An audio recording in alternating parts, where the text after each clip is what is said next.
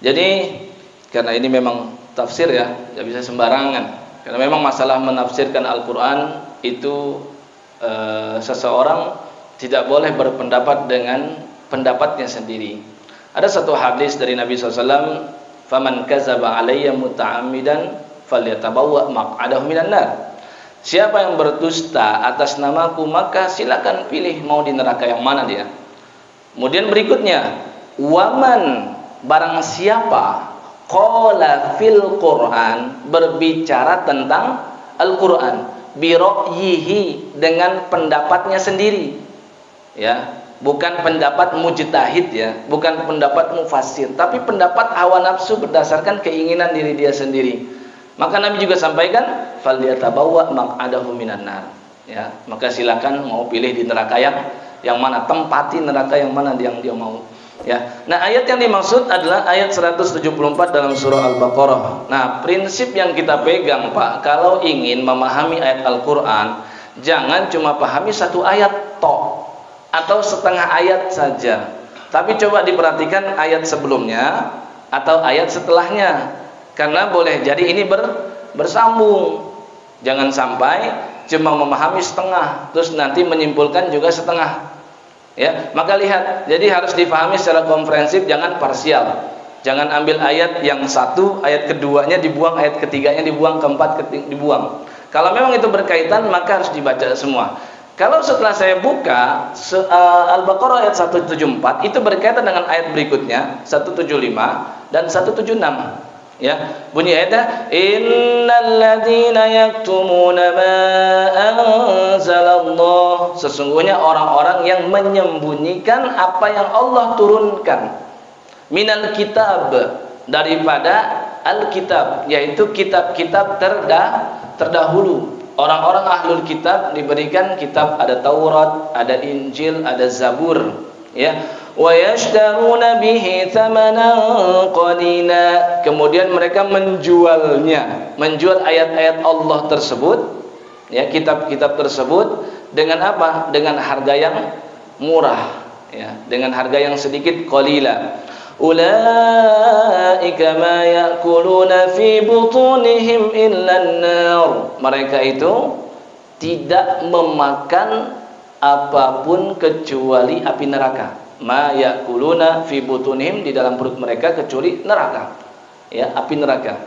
Kemudian apa lagi? Kemudian kata Allah, wala yukallimuhumullah, ya, Allah tidak mau berbicara dengan dia nanti di hari kiamat. Wala yuzakkihim, tidak mau mensucikannya. Walahum adzabun alim, dan bagi mereka adalah azab Allah yang pedih.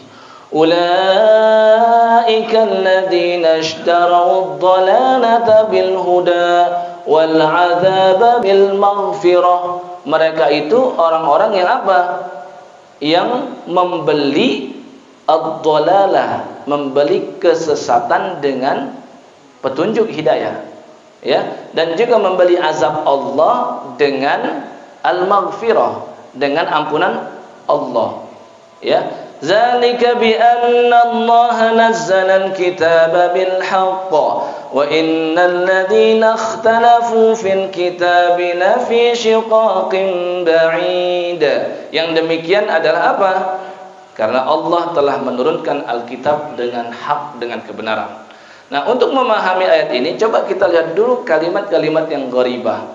Tadi Allah itu, ya, bahasa Quran itu sastranya tinggi, Pak. Banyak analogi, ada majaz mursal di situ, ada metafora di situ.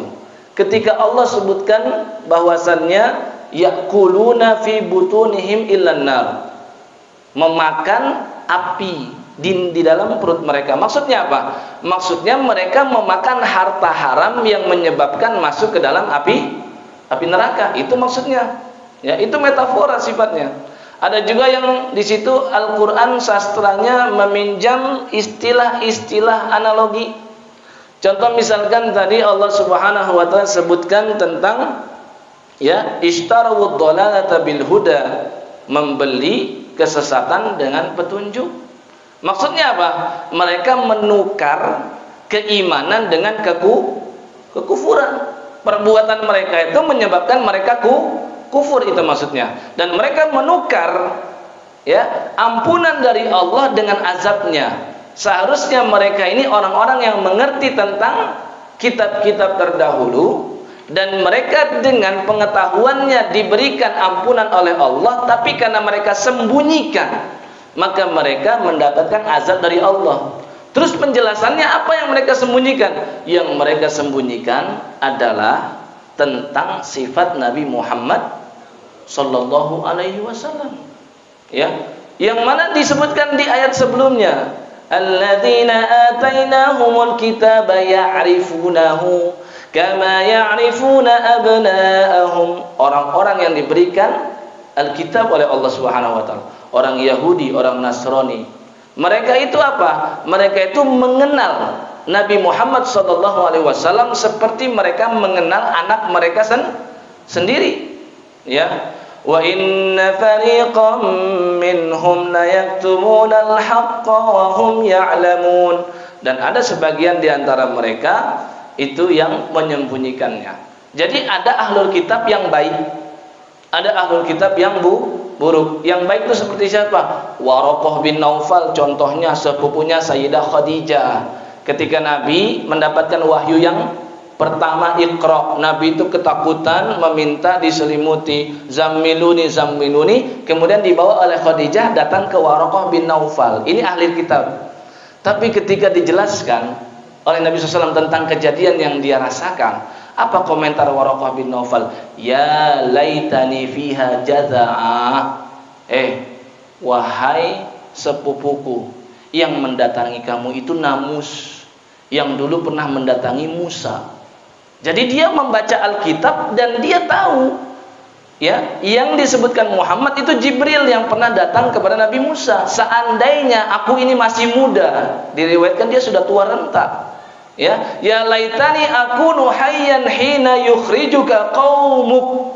Seandainya aku masih hidup ketika nanti kamu diusir oleh kaummu. Nabi kaget.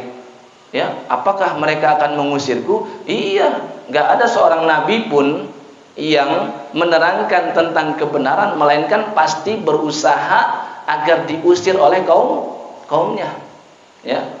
Kemudian ahlul kitab yang bagus juga seperti siapa? Raja Najasyi, Ashamah nama asli beliau.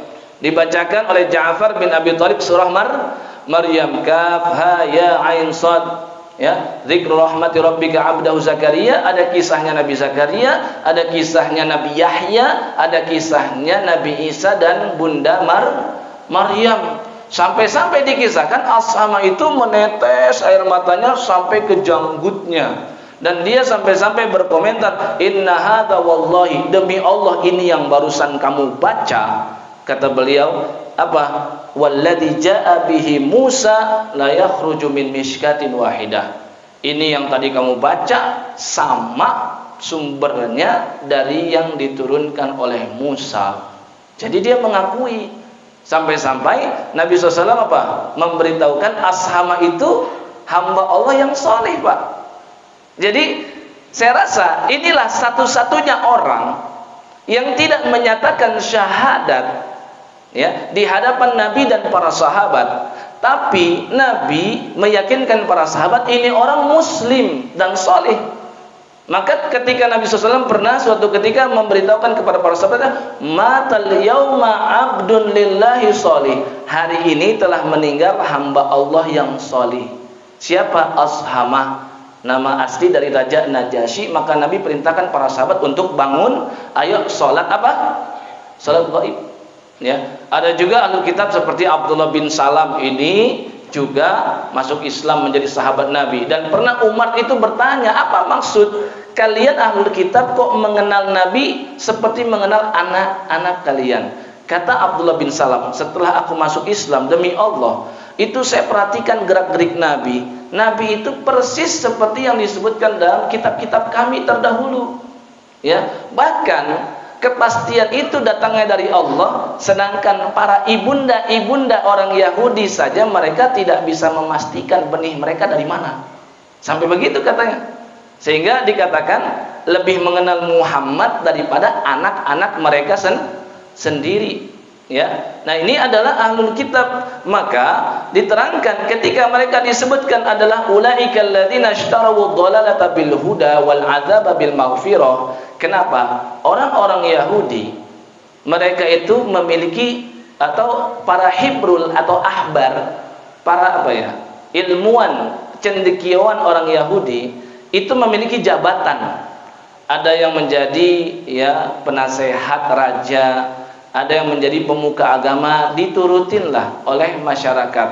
Maka ketika raja-raja mereka memerintahkan mereka untuk memberitahukan tentang keberadaan Nabi terakhir, dan mereka menyaksikan tanda itu ada pada Muhammad, yaitu dari Bani Ismail, keturunannya Ismail, bukan dari Bani Israel, keturunannya Nabi Ishak dan Nabi Yakub. Maka akhirnya apa? Mereka mengatakan, demi Allah, tanda-tanda itu bukan ada pada Muhammad. Mereka takut nanti mereka nggak dikasih uang lagi oleh raja-raja mereka. Maka karena ketakutan mereka ini disindir oleh Allah, mereka lebih memilih mendapatkan uang-uang dari raja-raja mereka daripada menerangkan tentang Muhammad yang sebenarnya. Allahu a'lamu bishawab.